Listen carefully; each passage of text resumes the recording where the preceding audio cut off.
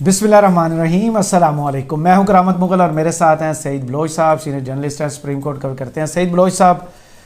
بات شروع ہوئی جب پاناما کیس چل رہا تھا، جسٹس اعجاز الاحسن کے گھر پر فائرنگ کی گئی، واقعہ پیش آیا۔ شاید یہی اس وقت بھی سیاسی جو تجزیہ نگار ہیں انہوں نے کہا کہ شاید پریشرائز کرنے کے لیے کیا گیا ہے۔ آج ایک واقعہ پیش آتا ہے جج محمد بشیر صاحب کے ساتھ، خبر چلتی ہے کہ ان پر فائرنگ کی گئی ہے، اس کے بعد اس خبر کی تردید بھی آ جاتی ہے۔ اس کے بعد اب سے تھوڑی دیر پہلے ایک خبر آتی ہے کہ ثاقب نثار صاحب کے گھر، جو لاہور میں ان کا گھر ہے، اس پر ایک کریکر حملہ کیا گیا ہے۔ اس کا مقصد کیا ہو سکتا ہے؟ اب تو وہ ریٹائرڈ ہیں، چلے جج بشیر تو چلے عمران خان کے کیسز سن رہے ہیں، اس طرح کے حملوں سے پریشرائز کرنے سے حاصل کیا کیا جاتا ہے؟ بہت شکریہ کرامت مغل صاحب۔ دیکھیں، یہ جو آپ نے جسٹس اعجاز الاحسن صاحب والی بات کی ہے نا، اس کا بھی نا ایک پیچھے پس منظر ہے۔ آپ کو یاد ہوگا کہ جب سپریم کورٹ میں پاناما کیس کی سماعت ہو رہی تھی تو مسلم لیگ نون کے اس وقت سینیٹر تھے نہال ہاشمی صاحب۔ نہال ہاشمی صاحب نے اس وقت، چونکہ وہ ایک درباریوں کے درمیان بھی ایک ریس لگی ہوئی تھی، طلال چودھری نے ججز کے لیے کعبہ کے بتوں کا جو اصطلاح ہے وہ استعمال کی کہ یہ سپریم کورٹ میں بھی اسی طرح کے بت بیٹھے ہیں جنہیں ہم نے اٹھا کے باہر پھینکنا ہے۔ اور اس کے علاوہ جو نہال ہاشمی صاحب تھے، انہوں نے تو ججز کے جو فیملی تھی، اہل خانہ، بیوی بچے، ان کو دھمکیاں دیں اور کہا کہ ہم ان پر زمین تنگ کر دیں گے۔ اور اس کے علاوہ آپ دیکھیں کہ جب گزشتہ سال یا 2021 کی شاید بات ہے، جب یہ پنجاب میں عثمان بزدار صاحب وزیر اعلیٰ تھے، تو اس وقت جو ناجائز تجاوزات تھیں، جو سرکاری زمینوں پر قبضے تھے نا، تو اسی طرح کے کیسز اس وقت عدالتوں میں بھی چل رہے تھے۔ تو اس وقت بھی رانا ثناء اللہ صاحب نے، جو ضلعی عدلیہ تھی، ان کے ججز کو اس وقت بھی انہوں نے وارننگ بھی دی تھی اور بڑی سنگین نتائج کی دھمکیاں بھی دی تھیں۔ اگرچہ عمران خان صاحب کے خلاف تو ابھی بھی کیس چل رہا ہے، وہ توہین عدالت کا کیس اسلام آباد ہائی کورٹ میں بھگت چکے ہیں، وہ جو خاتون جج تھی ان کی عدالت میں جا کے معافی مانگ چکے ہیں، اس کے باوجود وہ کیس چل رہا ہے۔ لیکن رانا ثناء اللہ صاحب ہوں یا جو دیگر ان کے لوگ ہوں، ان کو تو ابھی تک ان کو کچھ کیا ہی نہیں گیا، نہ ان کے خلاف کوئی مقدمہ بنا۔ دانیال عزیز کو اور نہال ہاشمی کو تو 5 سال کے لیے نااہل کیا گیا۔ میں بتاتا ہوں، اس کی وجہ یہ تھی کہ جب یہ ان لوگوں نے، طلال چودھری بھی تھے، جی طلال چودھری، ان تینوں کے خلاف یہ توہین عدالت ہوئی تھی، اور اس کی وجہ یہ تھی کہ طلال چودھری صاحب نے ججز کے لیے کعبہ کے بتوں سے اس کو تشبیہ دی۔ نہال ہاشمی صاحب مریم نے کہا تھا، لیکن یہی ثاقب نثار صاحب تھے جنہوں نے کہا تھا قوم کی بیٹی ہم معاف کرتے ہیں۔ جی تو یہ جو نہال ہاشمی صاحب تھے، انہوں نے جب یہ دھمکی دی نا، تو اس کے بعد سپریم کورٹ میں جب اگلی سماعت ہوئی تو اس میں جسٹس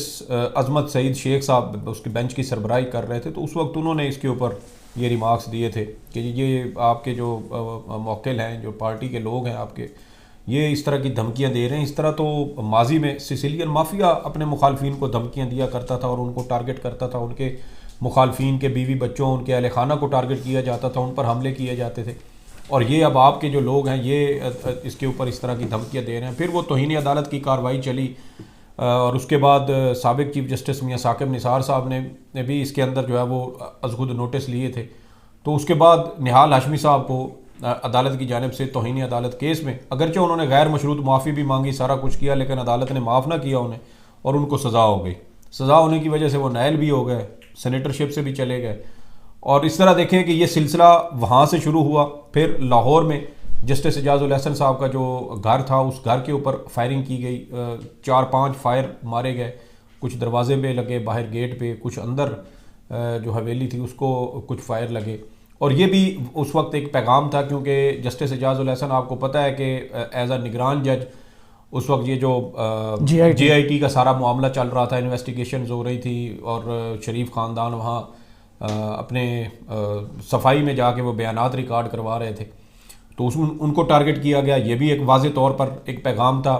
لیکن آج تک وہ لوگ بھی نہیں پکڑے گئے۔ اور اب اگر موجودہ دور میں ہم دیکھیں، اس وقت جو صورتحال جاری ہے، تو ابھی 2-3 دن پہلے سپریم کورٹ بار ایسوسی ایشن کی جانب سے اور پاکستان بار کونسل کی جانب سے 2 اعلامیے جاری کیے گئے، اور ان دونوں اعلامیوں میں واضح طور پر یہ کہا گیا تھا کہ یہ جو حلقہ بندیاں ہو رہی ہیں، اس کے اوپر ایک تو اعتراض اٹھایا گیا، دوسرا چیف الیکشن کمشنر کے اوپر اعتراض اٹھایا گیا، اور کہا گیا کہ چیف الیکشن کمشنر نے اپنے آبائی ضلع جہلم میں، جہاں پر آبادی تقریباً 13,80,000 کے قریب ہے، وہاں پر قومی اسمبلی کے 2 حلقے بنائے ہیں، جبکہ حافظ آباد میں تقریباً 13 لاکھ سے اوپر اس کی بھی آبادی تھی, کچھ چند 1,000 کا فرق تھا, اور وہاں پر انہوں نے ایک حلقہ بنایا. تو اس طرح کے ایلیگیشنز لگائے گئے تھے اور کہا گیا کہ یہ حلقہ بندیاں قانون کے مطابق یہ درست اور شفاف نہیں ہے, اور اس وجہ سے چیف الیکشن کمشنر کی زیر نگرانی انتخابات شفاف نہیں ہو سکتے, چیف الیکشن کمشنر صاحب استعفیٰ دیں, مستعفی ہوں.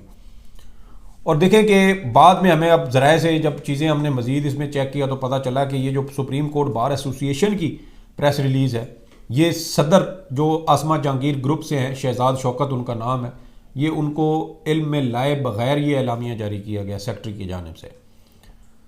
سیکرٹری صاحب نے یہ اعلامیہ اپنے نام سے جاری کروایا ہے as a supreme court bar ایسوسی ایشن, اور صدر صاحب کو اس کا علم ہی نہیں ہے. اور آپ دیکھیں کہ اس وقت سپریم کورٹ بار ایسوسی ایشن میں آسما جہانگیر گروپ ہو یا پاکستان بار کونسل میں آسما جہانگیر گروپ ہو, ان دونوں جو بڑی وکلا تنظیمیں ہیں, اس کے اوپر اس وقت اعظم نذیر تارڑ صاحب جو مسلم لیگ نون کے سٹنگ سینیٹر بھی ہیں اور سابق وفاقی وزیر بھی ہیں, وزیر قانون رہے ہیں, ان کا ہولڈ ہے. احسن بون صاحب حافظ آباد سے تعلق رکھتے ہیں, تو ان کے حلقے میں کہا گیا کہ یہاں پر جو ہے وہ حلقہ بندیاں درست نہیں ہوئی ہیں, یہاں پر بھی 2 حلقے ہونے چاہیے تھے. صحیح. اور صرف مسلم لیگ نون کے جو اپنے لوگ ہیں ان کو فائدہ پہنچانے کے لیے ججز کے اوپر دباؤ ڈالا گیا, کیونکہ سپریم کورٹ جو ہے وہ حلقہ بندیوں کے حوالے سے آپ کو پتہ ہے کہ آج بھی ایک فیصلہ آیا اور اس میں انہوں نے واضح طور پر کہا ہے کہ یہ حلقہ بندیاں اب جو ہو چکی ہیں ان کے یہ قانونی طور پر ٹھیک ہیں یا نہیں ہے, یہ معاملہ ہم الیکشن کے بعد دیکھیں گے. اور تمام سیاسی جماعتوں کو وہ یہی پیغام دے رہے ہیں کہ الیکشن کے بعد دیکھا جائے گا, الیکشن سے پہلے اب ہم ان کو نہیں چھیڑ سکتے, کیونکہ الیکشن ہونے دے, اگر ان کو چھیڑا گیا تو الیکشن تاخیر کا شکار ہو جائیں گے. جب سپریم کورٹ نے ان کو نظر آیا کہ سپریم کورٹ کے جو فیصلے ہیں وہ ہائی کورٹس کو بھی کسی قسم کا کوئی فیصلہ دینے سے کوئی روک سکتے ہیں, یہ رکاوٹ ڈال سکتے ہیں, تو پھر انہوں نے 2 اعلامیے جاری کروائے اور اس میں ججز کے اوپر دباؤ ڈالنے کی کوشش کی, ساتھ چیف الیکشن کمشنر کا کہا. جب چیف الیکشن کمشنر صاحب کے استعفے کی بات کی گئی تو اس کے بعد پھر ایک بار اسلام آباد میں یہ خبریں گردش کرنے لگ گئیں کہ کیا چیف الیکشن کمشنر صاحب انتخابات سے پہلے استعفیٰ دے سکتے ہیں, کیونکہ اگر ایک بڑی سیاسی جماعت یا 2 بڑی وکلا تنظیمیں جو بظاہر ان کے پیچھے پاکستان مسلم لیگ نون ہے, اور صدر سپریم کورٹ بار کو اس کا علم ہی نہیں ہے کہ ان کے اجازت کے بغیر اتنا سخت اعلامیہ جاری کیا گیا ہے, تو اس کا مطلب یہ ہے کہ مسلم لیگ نون یہ سب کچھ کروا رہی ہے اور وہ چاہتی ہے کہ یہ حلقہ بندیاں جو ہیں یہ نہیں تو اگر استعفیٰ دے دیتے ہیں اس وقت 4 ممبران اور چیف الیکشن کمشنر, تو پھر انتخابات پر کیا ہوگا؟ دیکھیں پہلی بات تو یہ ہے کہ اس وقت جو چیف الیکشن کمشنر کے اور جو ممبران ہیں ان کے انتخابات اور ان کے جو اختیارات ہیں, یعنی یہ الیکشن کمیشن ہے, یہ جس میں چیف الیکشن کمشنر اس کے سربراہ ہیں اور 4 ممبران, یہ الیکشن کمیشن ہے, یہی سارے ڈیسیژن لیتے ہیں. اس کے بعد ایک اور باڈی بھی ہے جس کو الیکشن کمیشن سیکریٹریٹ کہا جاتا ہے. جب یہ کوئی فیصلہ لے لیتے ہیں تو آگے وہ ذمہ داری الیکشن کمیشن سیکریٹریٹ کے حوالے کر دی جاتی ہے کہ اب آپ اس کو کریں. اب انہوں نے ایک فیصلہ لے لیا, شیڈیول جاری ہو گیا, اب جو پروسیس ہے آگے عام انتخابات کا وہ سارا چلا گیا الیکشن کمیشن سیکریٹریٹ کے پاس. بظاہر اب جو ایک سمجھے کہ جو انتخابات اگر ہوتے ہیں تو اس کا اعلان کرنا اور اس طرح کے 1-2 جو کام ہیں اس میں کسی قسم کا کوئی اس میں خلل آ سکتا ہے, ادروائز جو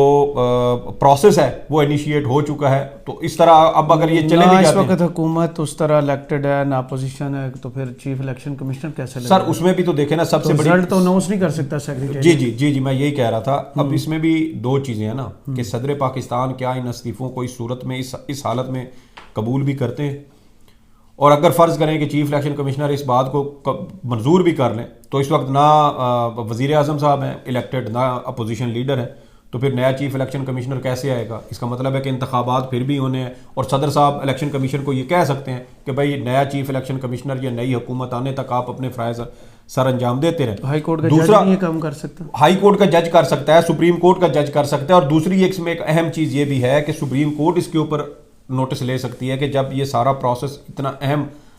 جاری ہے تو اس وقت اچانک چیف الیکشن کمیشنر اور ممبران نے استعفیٰ کیوں دیا, پھر سپریم کورٹ اس میں انٹروین کر سکتی ہے ان استعفوں کو. یہاں نیت نظر نہیں آئے گی. دیکھیں نیت تو نظر آئے گی, سب کو پتا ہے نا کہ نیت اس میں اس کے پیچھے جن کو اچھی نیت نظر آتی ہے ان کو بری نیت بھی نظر آئے گی. مقصد صرف یہی ہے نا کہ الیکشن جو ہے وہ مؤخر کروائے جائیں, حلقہ بندیوں کا جو ایک پروسیس ہے اس کو دوبارہ پینڈورا باکس کھولا جائے, اور جب وہ کھلے گا تو پھر ظاہری بات ہے انتخابات کی جو تاریخ ہے اس کے اوپر تنازع کھڑا ہوگا کہ اتنے دنوں کے اندر تو یہ چیزیں ہو نہیں سکتی، کیونکہ جب آپ ایک بار کھول دیں گے تو پھر سپریم کورٹ کی بھی کسی حد تک یہ بات درست ہے کہ جب آپ ایک کھولیں گے تو پھر مزید درخواستیں آئیں گی، مزید لوگ کہیں گے، ہر حلقے کے اندر پتہ نہیں کتنے کتنے اعتراضات ہیں، ہر امیدوار کا اپنا الگ اعتراض ہوگا. تو اس کے اوپر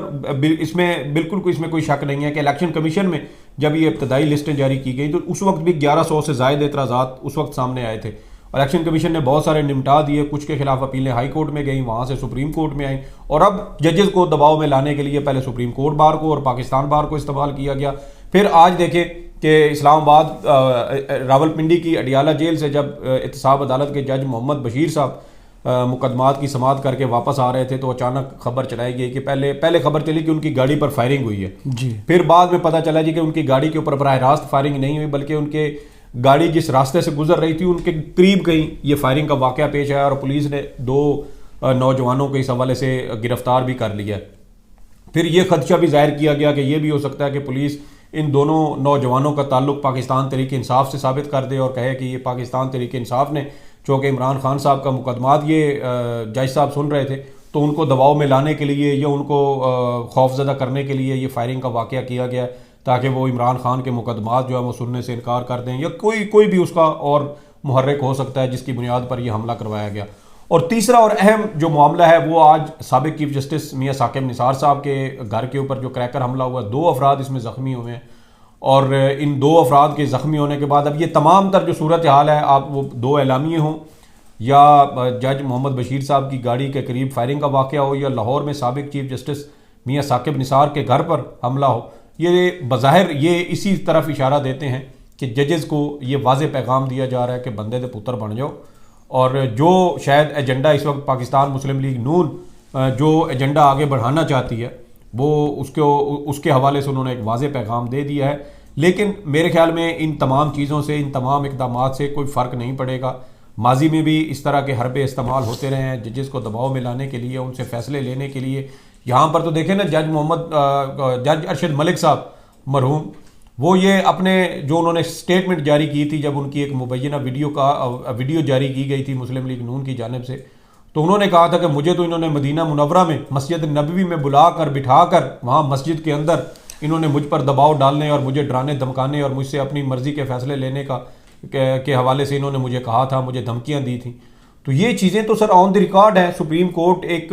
مخصوص جماعت سسیلین مافیا ایسے تو نہیں کہا کہ وہ بیگز بھی جی تو ان کے پیچھے تو پوری ہسٹری موجود ہے. جی پوری ہسٹری موجود ہے، اور ڈرانا دھمکانا، ججز کو سنگین نتائج کی دھمکیاں دینا، سیاسی مخالفین کو دھمکیاں دینا. وہ دیکھیں نا وہ چودھری پرویز الہی صاحب کا وہ ایک بیان تھا نا، جب ان کو گرفتار کیا گیا تو ان سے شریف خاندان کے حوالے سے سوال ہوا تو انہوں نے کہا کہ وہ جب شریف خاندان ان کے ساتھ اس طرح کے ظلم کرتا تھا تو وہ اللہ سے دعا کرتے تھے کہ اللہ تعالیٰ کوئی بندہ ایسا بھیج جو اس شریف خاندان کو صحیح آ کے ٹکرے. اور پھر عمران خان صاحب آ گئے، اور عمران خان صاحب آ کے انہوں نے شریف خاندان کی وہ منجی ٹھوکی ہے کہ اب وہ ان کی اپنی سیاسی بقا خطرے میں پڑ چکی ہے. تو یہ چھوٹے ہتھ کنڈے، جس طرح کے جھوٹے ہتھ کنڈے ہوں یا دباؤ میں لانے کے جو بھی حربے ہوں، میرے خیال میں اب وہ حالات جو ہے وہ تبدیل ہو چکے ہیں. عوامی رد عمل اس کے اوپر یقیناً مزید سخت آئے گا، کیونکہ جو مسلم لیگ نون ہے وہ تو ویسے بھی سابق چیف جسٹس میاں ثاقب نثار کے حوالے سے ایک بڑا سخت موقف رکھتی ہے، تو ان کے گھر کے اوپر کریکر حملہ ہونا یہ کوئی معمولی بات نہیں ہے. چلیں، بہت شکریہ سعید بلوچ صاحب آپ کے تجزیے کا. کمنٹس باکس میں ضرور بتائیے گا یہ ویڈیو آپ کو کیسی لگی. اجازت دیجیے، اللہ حافظ.